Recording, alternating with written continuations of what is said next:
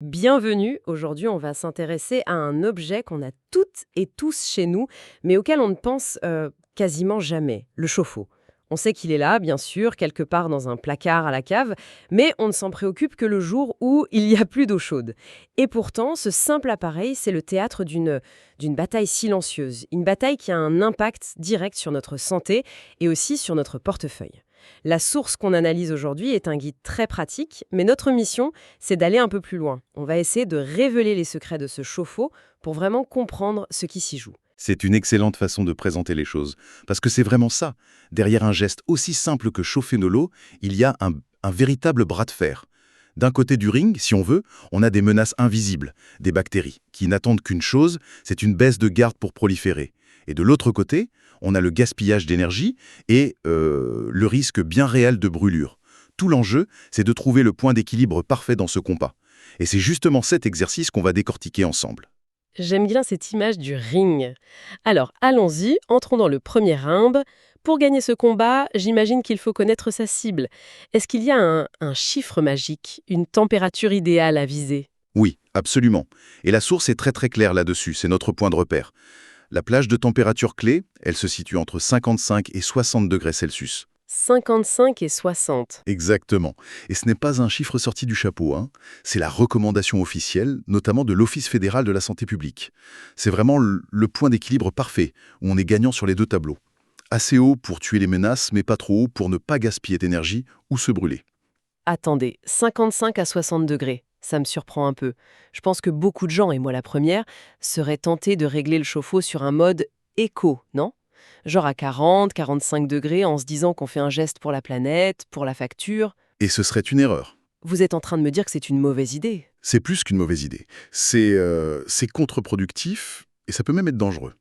En pensant bien faire, on crée en fait un spa de luxe pour des bactéries. Et des bactéries particulièrement coriaces. Ah oui? La source met d'ailleurs un nom sur cet adversaire. Les légionnelles. C'est la bactérie qui est responsable de la légionellose, une infection pulmonaire qui peut être vraiment très sérieuse. Un spa de luxe. L'image est parlante, mais elle fait un peu froid dans le dos. Qu'est-ce qui fait que ces températures plus basses sont si parfaites pour elle? Ces micro-organismes, ils ont une zone de confort, un peu comme nous. Leur plage de développement idéale, là où elles se multiplient à toute vitesse, c'est précisément entre 20 et 45 degrés Celsius. Pile dans la cible du mode éco, donc. Exactement. Donc, si on règle son ballon sur 45 degrés, on ne leur offre pas juste un lieu de vacances, on leur offre un incubateur 5 étoiles. En maintenant l'eau en permanence au-dessus de 55 degrés, on sort de cette zone de danger. On s'assure que ces bactéries, tout simplement, ne peuvent pas survivre. C'est une sorte de barrière de sécurité thermique. D'accord, c'est beaucoup plus clair. Donc, on a une zone de danger pour les bactéries en dessous de 55 et j'imagine qu'au-dessus de 60, on entre dans une zone de gaspillage et de risque de brûlure, c'est ça? C'est exactement ça. Au-dessus de 60 degrés, chaque degré supplémentaire, c'est un surcoût énergétique important. Et inutile. Chauffer l'eau à 70 degrés, par exemple, c'est un peu comme faire bouillir l'eau pour ses pâtes et la laisser sur le feu pendant 10 minutes avant de les mettre. C'est de l'énergie perdue. Oui, je vois. Et je ne parle même pas du risque de brûlure à la sortie du robinet, qui devient très élevé à ces températures. Surtout pour les enfants ou les personnes âgées. L'objectif des 55-60 degrés est donc limpide. Mais ça m'amène à une question très, très pratique. Je suis devant mon chauffe-eau, je vois un gros cylindre blanc. Concrètement, comment je fais pour trouver ce fameux thermostat et appliquer ses conseils? Ah, on passe au comment. C'est l'étape suivante de l'enquête, et c'est vrai que ça peut parfois ressembler à une petite chasse au trésor. La source, elle distingue plusieurs cas.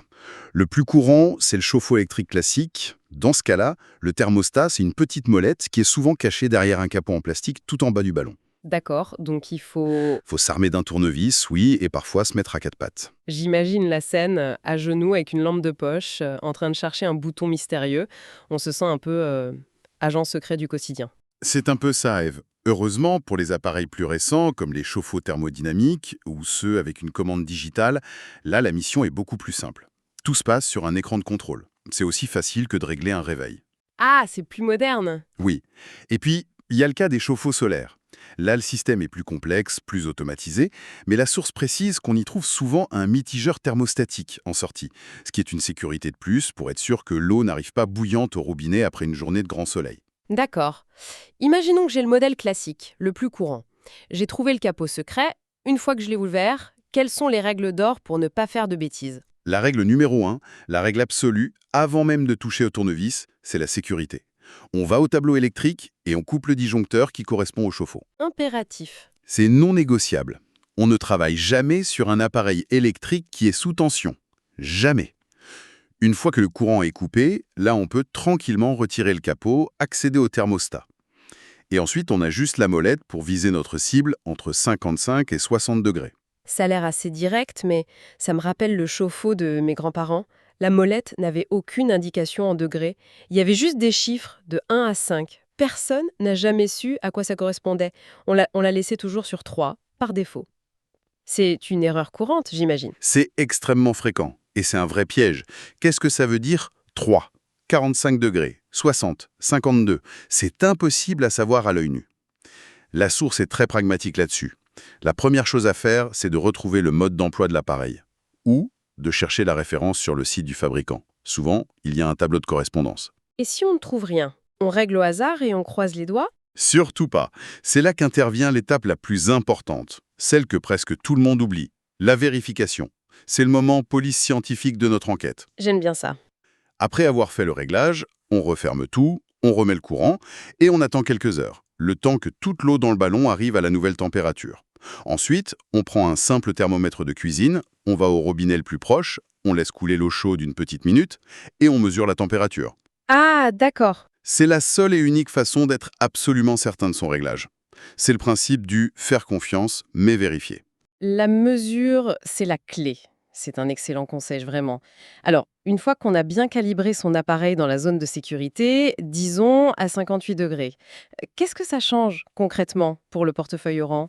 On parle de quelques euros par an ou d'économies plus substantielles? L'impact est bien réel. La source donne un chiffre qui est assez parlant. Une petite baisse de 1 à 2 degrés seulement, par exemple passer de 60 à 58, ça peut déjà réduire la consommation électrique du chauffe-eau d'environ 5%. 5%? Ce n'est pas rien. Sur une année, ce n'est pas négligeable du tout. Mais, et c'est un mais en majuscule et souligné, la tentation de vouloir gratter quelques pourcents de plus en descendant à 52 ou 50 degrés, c'est la pire chose à faire. On ne le répétera jamais assez. Les économies d'énergie ne doivent jamais, jamais compromettre la sécurité sanitaire. On optimise à l'intérieur de la zone sûre, on ne flirte jamais avec la ligne rouge des 55 degrés. C'est un équilibre permanent. Ça m'amène à un autre cas très pratique, les vacances. Le réflexe classique, quand on part une semaine ou deux, c'est de baisser fortement la température, ou même de couper le chauffe-eau en se disant « pourquoi payer pour rien ?» Est-ce que c'est une bonne idée ou un piège? C'est le piège classique, le faux bon plan par excellence. En faisant ça, on crée involontairement les conditions parfaites pour que les bactéries prolifèrent. Ah bon? Imaginez le scénario. On a une grande quantité d'eau qui stagne pendant des jours. Sa température redescend tranquillement dans la fameuse zone de confort des légionelles, entre 20 et 45 degrés. C'est un peu comme si on laissait un plat cuisiné sur le comptoir de la cuisine pendant une semaine. L'image est très parlante et assez répugnante, je dois dire. On rentre de vacances détendu et la première douche pourrait en fait être un risque sanitaire. C'est terrifiant. C'est une possibilité, oui. Quelle est la bonne procédure alors pour les retours de vacances? Le protocole de sécurité est simple, mais il est crucial. Avant toute utilisation de l'eau chaude, que ce soit pour une douche, la vaisselle ou même se laver les mains, il faut absolument faire ce que la source appelle un cycle de chauffe complet à 60 degrés minimum. D'accord, un reset. Exactement. Certains experts recommandent même de monter ponctuellement un peu plus haut si l'appareil le permet. On laisse le chauffe-eau atteindre cette température et la maintenir pendant au moins 1 heure. C'est un choc thermique qui va assainir l'eau et le réservoir et éliminer les bactéries qui auraient pu profiter de l'absence. C'est le reset sanitaire indispensable. C'est une information capitale, un vrai réflexe de santé publique à adopter. Si on devait conclure notre enquête, quels seraient les grands enseignements à retenir? Si je devais résumer en 3 points clés, ce serait ceci. Premièrement, la zone de sécurité. Ce chiffre magique entre 55 et 60 degrés. C'est notre boussole, l'équilibre entre la guerre bactériologique et la maîtrise des dépenses. D'accord. Deuxièmement, le réglage est accessible, mais la vérification avec un thermomètre n'est pas une option, c'est une nécessité. Sans mesure, on navigue à l'aveugle. La mesure est la clé. Et enfin, le troisième point, qui est peut-être le plus important. La santé avant tout. Les économies, c'est bien, mais ce réflexe du choc thermique à 60 degrés après une absence, c'est un geste de prévention essentiel. La sécurité d'abord, les économies intelligentes ensuite. Notre enquête sur les secrets du chauffe-eau semble bouclée. On a bien optimisé ce qui se passe à l'intérieur du ballon. Exactement. On a parfaitement calibré la source de chaleur. Mais ça ouvre une dernière porte. Une question sur la suite du parcours. C'est-à-dire? L'eau est à 58 degrés, parfaite à l'intérieur du ballon, on est d'accord? Mais qu'en est-il quand elle arrive à la douche? Peut-être 2 étages plus haut. C'est vrai, on n'a parlé que du point de départ. Il y a tout le trajet entre les deux. Précisément. Et ça nous amène à une pensée pour la suite, une nouvelle piste. Quelle quantité de chaleur, et donc d'énergie, est perdue dans des tuyaux qui traversent des murs froids ou une cave non chauffée? On a mis toute notre énergie à chauffer cette eau, mais le trajet est peut-être un seau percé.